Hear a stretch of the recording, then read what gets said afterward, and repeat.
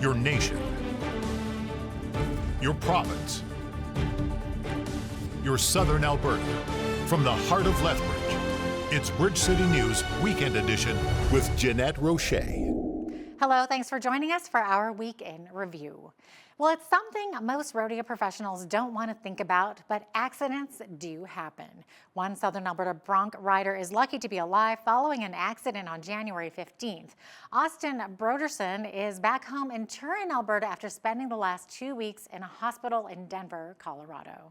19-year-old Austin Broderson knows now that along with the thrill and the glory of professional riding comes the risk. You know, it's a dangerous sport and you know this can happen, but it's still just so heartbreaking. You don't want it to happen to him. He's just such a great guy. And according to Broderson's uncle, Braden Van Nistelrooy, this was not Austin's first rodeo. He's had a lot of success in the amateur circuit. He's rodeoed as long as I can remember. Austin, who is a bareback bronc rider, was competing in his first professional ride in the U.S. at the National Western Stock Show and Rodeo at the Denver Coliseum January 15th when something went horribly wrong. But his hand got caught in the rigging, and he got hung up, and I think he got slung under the horse and trampled pretty good. According to a GoFundMe page set up in his name, the accident has been described as the worst bareback riding accident in recent history at the National Western Stock Show. So he had his C7 vertebrae is fractured. I think his spinal cord is bruised. He had a light brain bleed, I believe. He had some abdominal bleeding. He broke his hip. He broke his nose. The arm, it actually cut off his blood supply, his artery, but they had to put a stent in it to restore blood flow. The event was televised live, and Austin's family was watching at home when the incident occurred.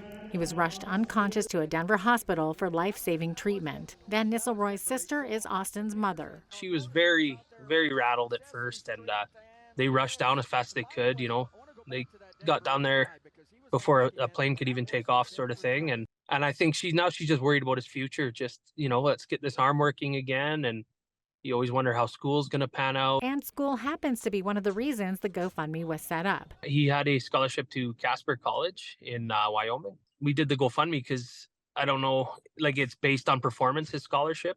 So some of his schooling might be affected by this, and all these medical bills and all that. According to the family, Austin is out of the hospital back home in Turin. He still has low mobility and is making headway in his recovery. When I talked to him, I think he definitely wants to get back on the horse again one day. For Bridge City News, I'm Jeanette Roche. The start of February marked the start of Black History Month here in Canada. Many groups are getting involved, and as BCN's Alex McLeod reports, Lethbridge College is ready to celebrate. We express ourselves through our hair, our clothing, how we walk, how we talk, and we are proud to be Black. Black is freedom. Black is power. Lethbridge College kicked off the beginning of Black History Month Thursday morning. The month-long celebration honors the achievements and contributions of Black Canadians. The opening ceremony saw both students and staff fill the main entrance. Many came down in clothes that represent their culture. Brad Donaldson, president and CEO of the college, says he wants all students to feel included. We've seen the growth over the last few months, a couple of years, in the number of cultures and races that are represented here in the college, and we constantly get the feedback that people feel welcomed. That the commitment to Black History Month in this case, but our commitment to students and employees, no matter where they come from, they feel it genuine. It's not something that we're forcing, it's something that we're growing and evolving and creating greater space. And the feedback we get consistently is that, yeah, I feel welcome here. Lethbridge College has been celebrating Black History Month since 2017. This year, the college is offering events such as dance classes, a Kenyan meal kit pickup, and even Jeopardy! The month will wrap up with a second Cultural Clothing Day. Student Representative Teresa Ogason, who is originally from Nigeria, says she's excited about the support she has received. This is a very special event, and I feel very privileged to be part of this.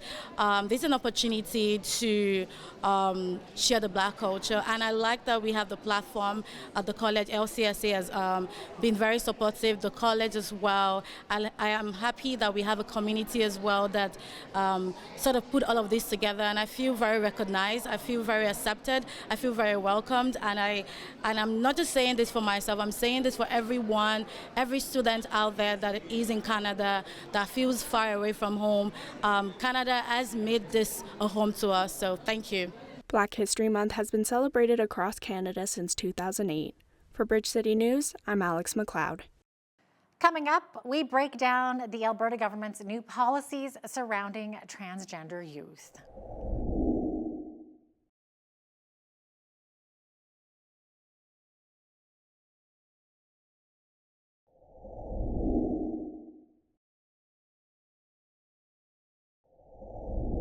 Welcome back.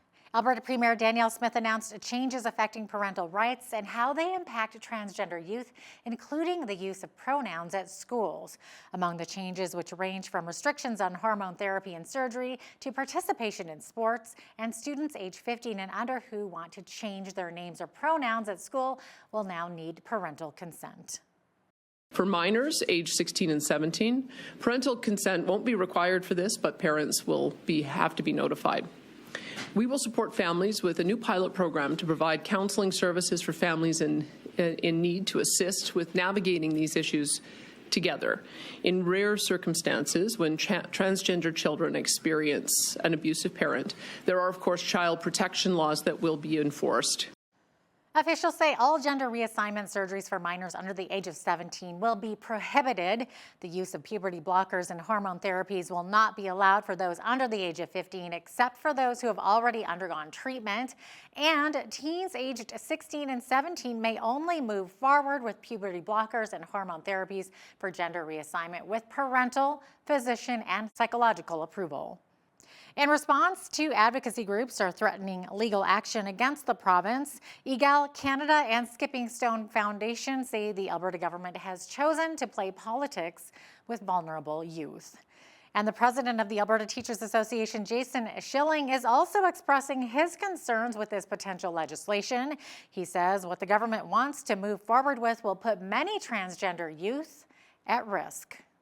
I think that this will have a very negative impact on relationships between students and teachers and their families. And I think that the government, in its failure to consult with teachers and other groups before announcing these new policy directions, have really there's a lot of unintended consequences there that I don't think the government has thought about. This is one of our most vulnerable groups of students in the province. And what they've seen and what they witnessed yesterday was a government that curtailed their human rights, that basically said that, we're going to put all these fences around who you are. So I'm worried that, students are now not going to feel comfortable or safe enough to be them true selves, to really experience life as who they are, and not be able to, feel that they're not able to come to teachers or other trusted adults in their lives who might work at schools and confide in them in their struggles. Schilling adds that transgender youth are 5 times more likely to think about suicide and 8 times more likely to attempt it than other kids. Now, this is also reaching Ottawa. Federal Health Minister Mark Holland says he's disturbed by Premier Smith's proposed changes to rules on transgender youth in schools. He says he plans to meet with Alberta Provincial Health Minister Adriana LaGrange to discuss plans that require parental consent for students 15 and under who want to change their names or pronouns at schools. Holland says one of the main reasons kids commit suicide is due to questions around their sexual identity. And I thought we were in a place in this country, when we voted on C3 and we stood unanimously. I thought we were in a place in this country where we were moving past this. I think it's extremely dangerous to engage in this kind of thing, which is, I think, playing politics when you're talking about children's lives. And so affirming gender, making sure that kids and families have the health care that they need on extremely sensitive issues is so very important. Now, Drew Barnes is a former independent MLA from Cypress Medicine Hat, and he says many parents are celebrating the news shared by the Alberta Premier. He says parents need to be informed when it comes to their own children. Essentially, they're good. It recognizes that parents need to be involved in their children's education. It involves that some decisions are best made when we reach our maturity. It gives the opportunity for schools and parents and students and children to work more collectively. There's a whole bunch of good things. And according to our legislative reporter and the Alberta correspondent for the National Post, Tyler Dawson, there are still some ambiguous issues in this policy. The other thing that happened was some changes to school policy. The first is there's now an opt-in requirement for any time human sexuality, sexual orientation, or gender identity are discussed in schools. It used to be an opt-out system. So this obviously would affect something like sexual education classes. But of course, the question is open on what is this going to do to English literature classes? What is this going to do to biology classes? We still don't have a great answer on that. We'll hear more from our legislative reporter, Tyler Dawson, coming up later in the show when he discusses Alberta's NDP leadership race. But on the other side of the break, we tell you why more than half of the province's doctors want to either leave the practice or the province.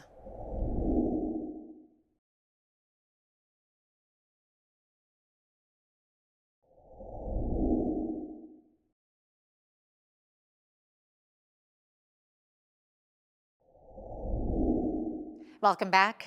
Family and rural physicians across Alberta are extremely worried about the state of their practices.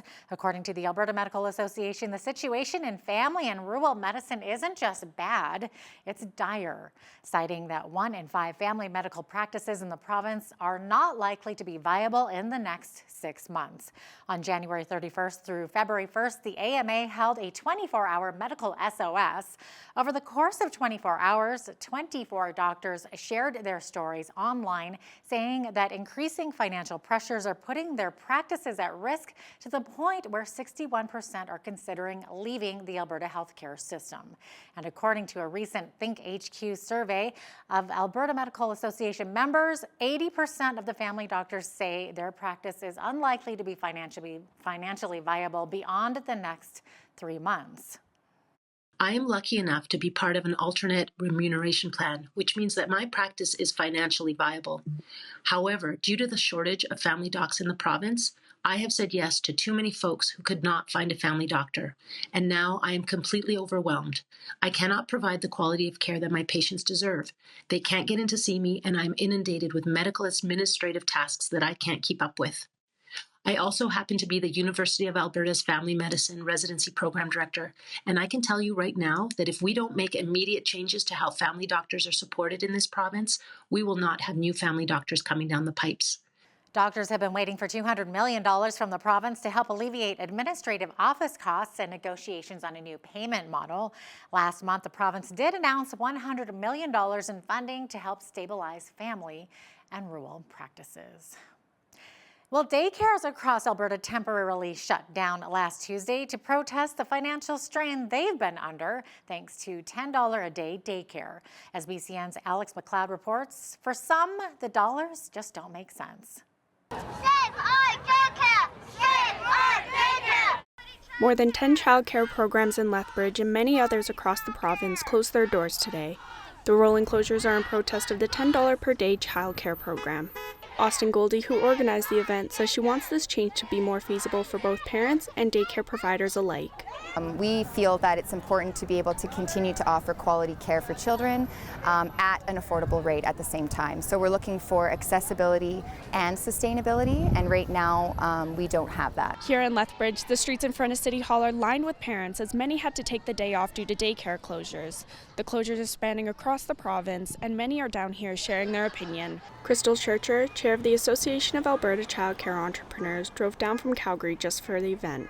I had to be here to support our association members. I spent the morning in Calgary talking to members that are closing there and just providing support. How do you not show up to this? This is amazing. Some parents want to see the programs accessible for all students without the risk of impacting the quality of care. Child care service might be arts and crafts. It might be field trips. It might be all the things that currently we receive right now as a part of our monthly fee. They might strip that. The model looks like they're looking to strip those services and offer core childcare, and then we would have to pay additional fees to bring those things back in. So, you know, they haven't put a dollar amount, but it could be $10 for arts and crafts. It could be $5 for field trips. It could be $10 for lunch. It takes that $10 per day daycare and makes it potentially $30, $40 for those who can afford it and want the same thing they have now.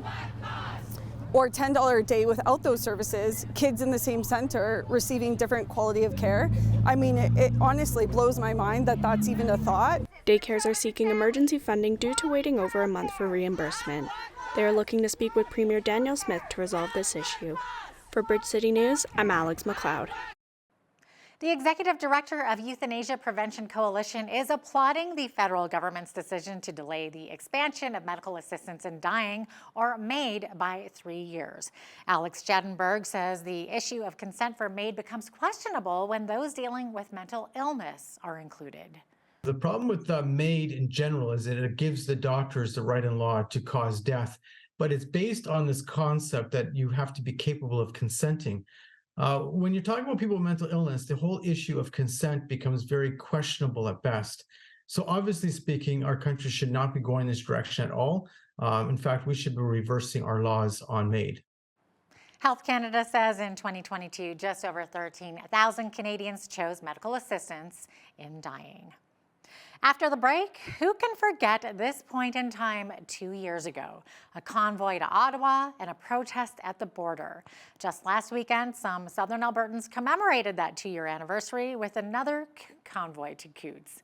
That's coming up next.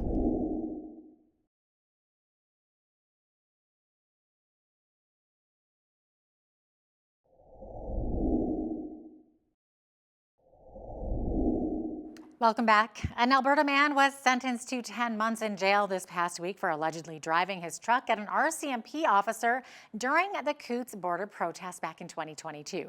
James Sowery of Flagstaff County, Alberta, was sentenced in Lethbridge Monday after being found guilty of assault with a weapon and dangerous operation of a vehicle. During his trial, the court heard that Sowery drove his hydrovac truck toward police near a checkpoint on Highway 4 near Milk River on February 14th, 2 years ago. The officer said the vehicle was traveling between 60 and 80 kilometers per hour, and he had to jump out of the way to avoid being hit. Sowery maintained his innocence and said all he did was hit a pylon. His supporters were not pleased with the judge's decision. James was bringing humanitarian aid. He was delivering firewood. That's why they made an example of him. You know what? We can expect this in a liberal appointed judge system. We don't have a judicial system anymore. So I didn't expect quite this harsh. You know, listening to all the cases he brought up to attention, I thought, okay, maybe 6 months and some house arrest. But yeah, they threw the book at him. And just last weekend was the 2-year anniversary of that Coutts border protest against government mandates during the pandemic. And to commemorate it, a convoy of vehicles made their way back down Highway 4 towards the border. It was also to show support for the Coutts 4. Hundreds came out to protest the 4 who have been locked up for nearly 2 years, saying they're being held as political prisoners. The Coutts 4 are Chris Lysak, Jerry Morin, Anthony Oleanick, and Chris Carbert. They have been charged with conspiring to commit murder of RCMP officers in connection with the Coutts blockade from 2022. Some of those who joined the convoy from Calgary say they're angry the 4 are still being held in custody and have been denied bail. Pretty sad, pretty disappointed that our 4 farmers, you know, our 4 dads are still in there. It's a disgrace and it's tyranny. More needs to be done. This is just the start. We are not going to quit. And they keep pushing good men. I'll tell you, things are going to get crazy here yet in Alberta. We've just about had enough of this tyranny. Us and Montana are together, and we're watching each other's backs. And we're going to go there and we're going to fight for freedom for our 4 farmers. I feel bad for their children and their wives. It's just not right. I got here early. I was here last night and I parked down the road because it was quieter so I could be here right on time. But we got to get them out. And in other news, the court documents say the Edmonton-based Flair Airlines owes Ottawa more than $67 million in unpaid taxes. That has prompted the federal government to obtain an order for the seizure and sale of the carrier's property. The money relates to import duties on the 20 Boeing 737 MAX jetliners, which make up the budget airlines fleet. A spokesperson for the company says they have a deal with the Canada Revenue Agency to pay the taxes. The order follows the repossession of 4 Flair planes last March after the leasing manager Airborne Capital claimed the company regularly missed payments over the preceding 5 months. Alberta's opposition party says June 22nd is the day Rachel Notley will be replaced. Notley announced on January 16th that she would be stepping aside to give the party a fresh face and voice. Party officials say the leadership race will run from February 5th until June 22nd. Notley will remain at the helm until the new leader is chosen. The race will have a spending limit of $500,000 per contender, and fees will total $60,000 per candidate. Caucus members David Shepherd, Sarah Hoffman, and Kathleen Ganley are rumored to be running. The Canadian Taxpayers Federation is calling on the City of Calgary to scrap its mandatory bag tax. Calgarians have to pay 15 cents for a paper bag at fast food restaurants and elsewhere, and $1 for a bag that is classified as reusable. To talk about this in more detail is the Alberta Director of the CTF, Chris Sims, who joined Hal Roberts from Lethbridge. Chris, this Calgary bylaw, however, is now under review and may be repealed after public consultation?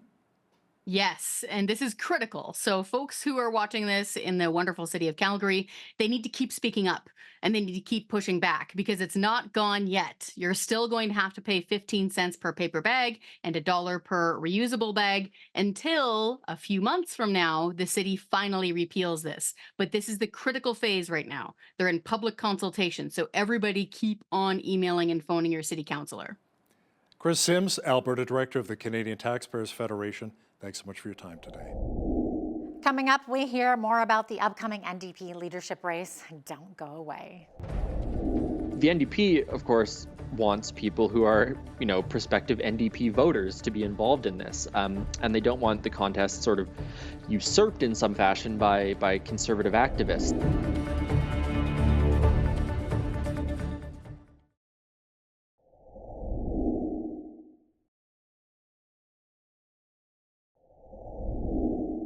Welcome back. The Alberta NDP leadership race is on as the province's official opposition prepares to bring in its new top dog. And according to our legislative reporter and the Alberta correspondent for the National Post, Tyler Dawson, there are a couple new rules for those who are vying for that top spot. The race to replace Rachel Notley as Alberta NDP leader begins on February 5th and wraps up on June 22nd. Now, the party was in Red Deer recently establishing the rules for the game, for the contest. To chat about this in more detail is our legislative reporter and the Alberta correspondent for the National Post, Tyler Dawson, who joins us from beautiful Canmore. Tyler, there were 2 rules which stood out to you. What were they? Well, the first one is that the NDP is sort of going to evaluate new membership signups. So the way it works, to pick a party leader, you sign up, you get your party membership, and then you get to vote on who you want to be leader.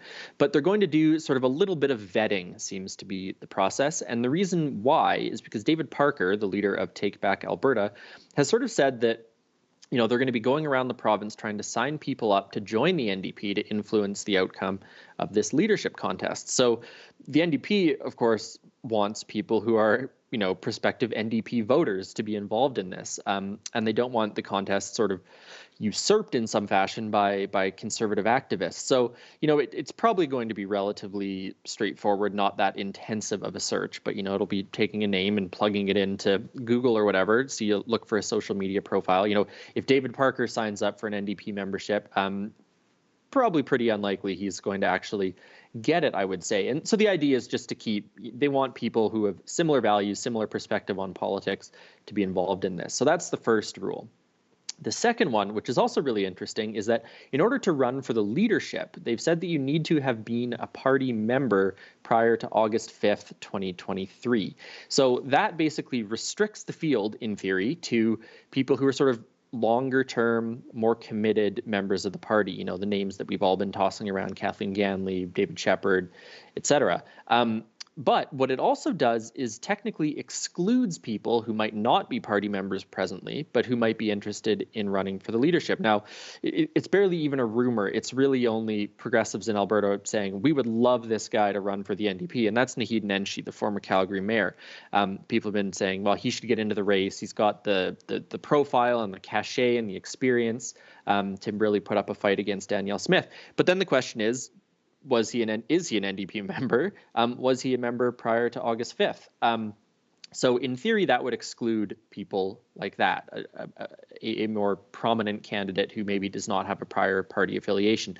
Now, that doesn't mean that it couldn't happen, because there is actually still an exception to that rule. That rule is in place, but there is a leadership committee that's going to be able to evaluate an application to run for leader. So there is the possibility that someone not currently affiliated with the party could apply to run for the leadership. But those two rules I really think are the most interesting, and it does sort of set the stage and set the tone a little bit of the race that the New Democrats are hoping to have here.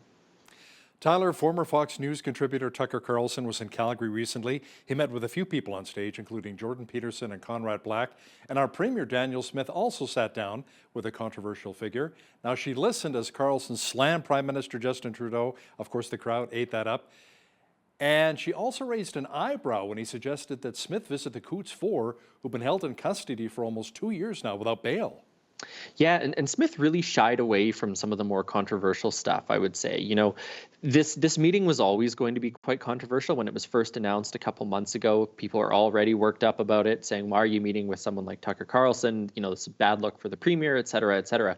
But in her, I think she was on stage for like exactly 16 minutes and then was off. And she really kept it quite tightly focused on energy, the economy, things like that. You know, that's what she said her reason was. She said, look, Tucker Carlson has, even if he's not on Fox News, has huge following, lots of prominence in the conservative movement in the United States. I talk to all journalists, but she really, you know, when she first started out as premier, one of the things that she struggled with was sort of message discipline. You know, there were a couple of controversies right off the bat where she sort of spoke off the handle and got in some trouble with it. But she showed a fair bit of message discipline here to try and mitigate, I guess, some of that controversy. Now, she didn't fully manage to mitigate the controversy because, of course, the Alberta NDP attacked the meeting. The federal Liberals actually held a little press conference to attack the meeting. But she personally, I think, displayed quite a bit of message discipline in that meeting with Tucker Carlson, considering some of the topics that came up. Hey, did you know that one of the oldest continually operating amateur theatre groups in Canada is located right here in southern Alberta? And it just turned 100 years old. We take a closer look at the history of the organization right after the break.